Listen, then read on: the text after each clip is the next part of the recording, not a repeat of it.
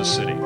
However, the legend of Mission Hills began long before 1949. In fact, it goes back to the early 1800s when the Shawnee Indians lived with their families on these same hills where our families now live. This Indian territory became Kansas territory in 1854.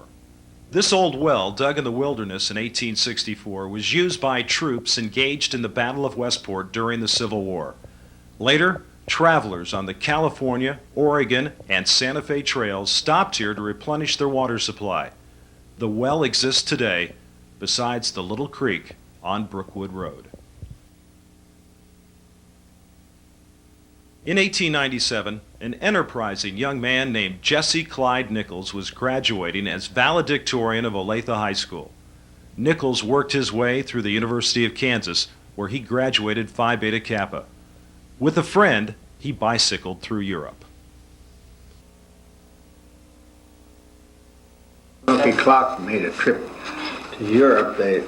When they were still in college, they took almost a year off, and they worked their way over on a freighter and on a cattle boat coming back.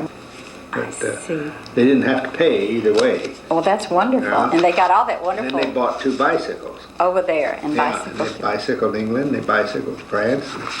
While in Europe, he gloried in the fountains and statuary of Italy, the courtyards of Spain, the parks of Paris, and Tudor houses of England.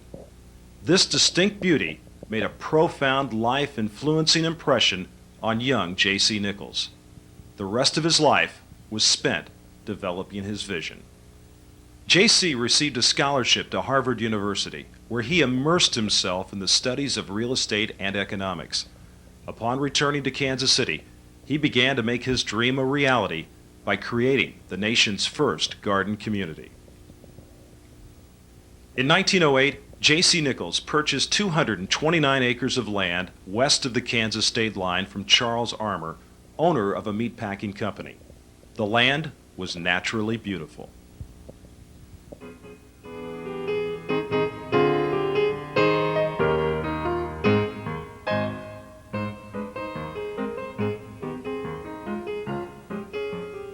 Early estates were envisioned to give the effect of one large garden with wooded hills and attractive bridges over meandering streams. The 1912 Nichols Company brochure advertised home building on 1.5 to 10 wooded acres with every city convenience and all the charms of country life. Mr. Nichols is reported to have pursued 11 Kansas millionaires to build estates in Mission Hills. He succeeded in getting 9. One of them was A.C. Jobs, who in 1912 built the first home in Mission Hills at 59th Street and State Line Road. This location was the same site where a log cabin once housed the headquarters of the United States Agency for Indian Affairs. Another early home was built at 58th and High Drive between the years of 1913 and 1918. It was designed by a student of Frank Lloyd Wright. One area of particular interest to Nichols was Colonial Court, which lies between Oakwood and Overhill Roads along 59th Street. Up on 59th Street where it divides and goes around that central mall, that was going to be Colonial Court, and they built those 2 colonial style houses on the east end to create the Colonial Court atmosphere, and they were only going to have just Colonial Court colonial houses. Nobody wanted those. Oh, really? They wanted the English style houses. Oh, the Tudors. And you drive down there now, I think there's one kind of colonial court and one other one, but the rest are mixed. Yeah. A variety of architectural. Yeah. That was part of the beauty of this. The grand plan was evolving. Homes were being built and families were moving into the neighborhood. In 1921, the Ladies' Home Journal magazine hailed Mission Hills as the archetype of the City Beautiful movement. Nature provided the wooded hills and beautiful streams, and J.C. Nichols provided order within the winding roads and created beautiful parklets with statuary and lovely fountains to replicate the ambiance he so admired in the villages of Europe. The Brookwood Fountain near the old well was dedicated on June 24, 1923, and was the first art piece placed in Mission Hills. This marble fountain with a reflecting pool dates from the 17th century and came from an Italian villa near Siena. The oldest piece of statuary is an antique wellhead located at Tomahawk and Seneca Roads. This Romanesque urn reflecting the art of early Persia was carved during the 13th century.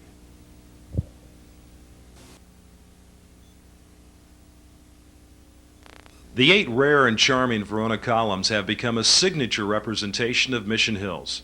From Verona, Italy, the Carrara marble column weighs 3,000 pounds each and stands 12 feet tall. Well, Dad sure believed in statuary. He believed in fountains. That was And extremely important. he had sources in Italy and Spain and France. J.C. Nichols created the country's first homes association in Mission Hills. Its purpose was to preserve the garden setting while keeping the neighborhood orderly and neat. These restrictions governed the community for many years, mainly from notes jotted in Mr. Nichols' little black book. He'd be driving, and I'd be sitting beside him, and he'd let go of the steering wheel and get his notebook out and start writing. So I'd reach over.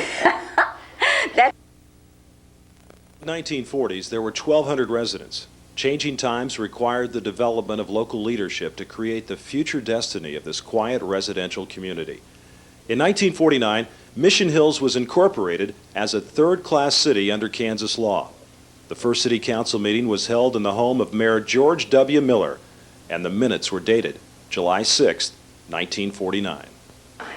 And we met at a home of Mrs. Altringer, remember that? Yeah. And then shortly after that, she resigned, and we continued to meet at the home of Phoebe Harrington. You remember Phoebe? Yeah. And there were 5 of us, 5 on the council: Leon Comstock, John Du Bois, Oh, yes, John, we knew John. Jim Miller, John and Lee. and myself, and Harold Webster. And George Miller was the mayor. We were trying to avoid Clyde being snatched from the outside, and the Nichols Company helped us and promoted us so that we wouldn't be taken over, and that's why all these cities were formed in At the same time. 1949. Oh, great. And we had a big budget here in Mission Hills. It was $13,792. Wow. It is now in excess of $5 million. That dream is coming true. That's Bureaucracy. quite a few million a year, or quite a few 100,000 in 50 years. I should say so.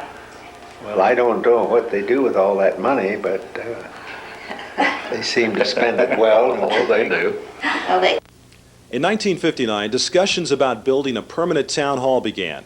Various locations were considered, but the site at 63rd and State Line Road became the overwhelming choice when it was learned the Nichols Company had plans to build a shopping center there.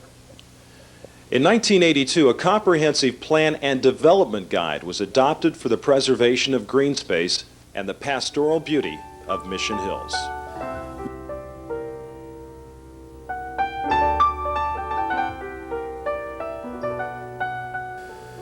Mission Hills today continues to thrive under the standards created to preserve its heritage. In addition to the mayor and 5 city council members, residents serve on 9 boards. Together, they govern a population of 3,500 neighbors who live in 1,300 homes. There are now 3 homes associations, and art pieces grace 57 parklets. The original town hall was renovated in 1998.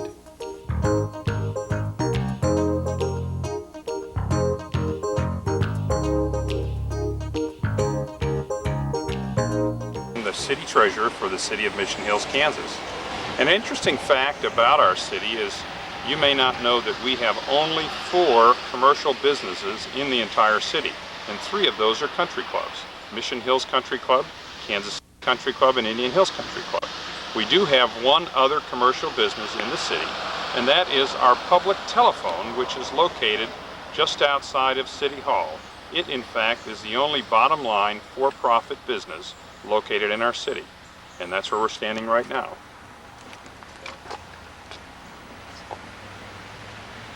By golly, there's no one home right now.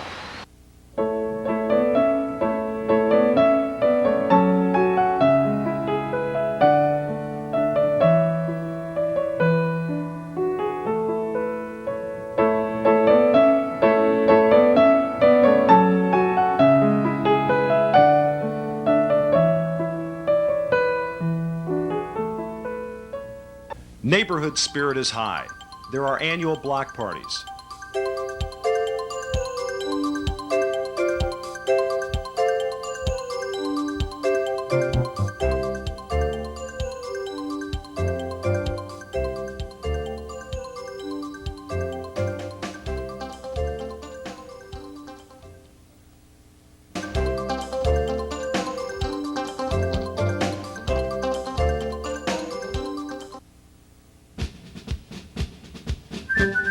Fourth of July parades, and a holiday tree lighting and caroling event.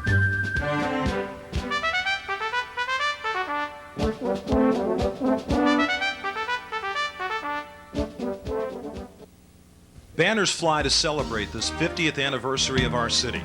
Year-long festivities have brought neighbors together. Wow.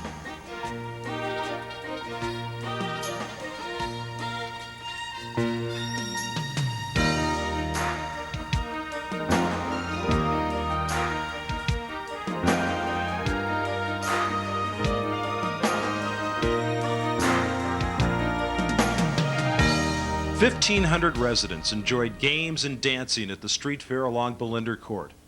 Petewood Park was dedicated.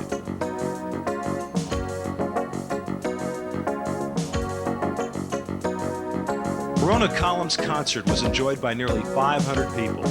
We participated with 5 neighboring cities to enjoy an outdoor symphony and fun run.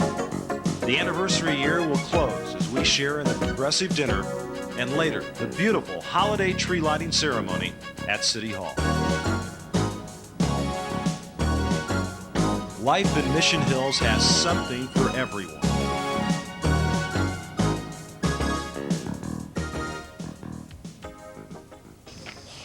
I've lived here basically my entire life. Wonderful trees, the sense of community.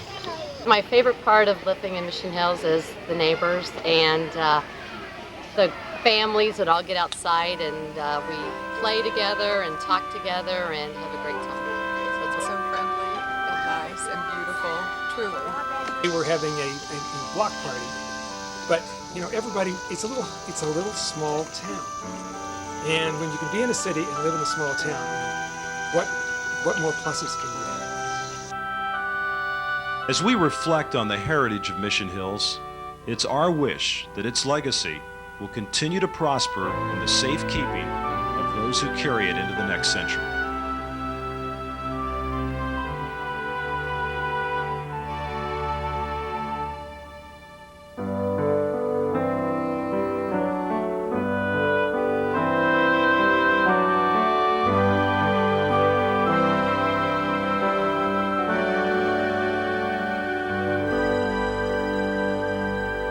Make a wish and let a dream come true. And the atmosphere is just awesome.